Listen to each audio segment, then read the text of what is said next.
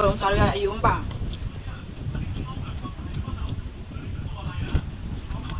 အနက်အရှမ်းမွေးတယ်ရှယ်ပဲမွေးတယ်ကြည့်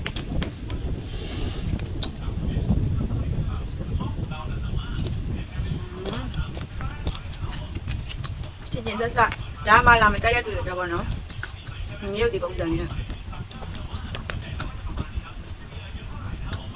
ထိုင်းအော်ရောပါနော်သူကငါးတက်တာတွေပါဒီပုံစံလိုမျိုးပဲပေါ့နော်ဒီလိုအဲ့လိုတော့ထမင်းကြတွေပါထည့်သွားတယ်ဆိုလို့ရှိရင်လည်းဒါလေးတစ်ထုပ်ယူသွားလို့ရှိရင်ကျုပ်ပြုတ်နေနဲ့စားရအေးစေးထမင်းတက်နဲ့ပြီးတယ်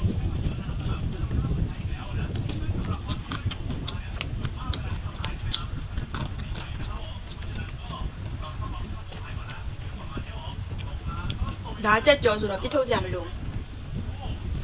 တစ်ထုပ်တော့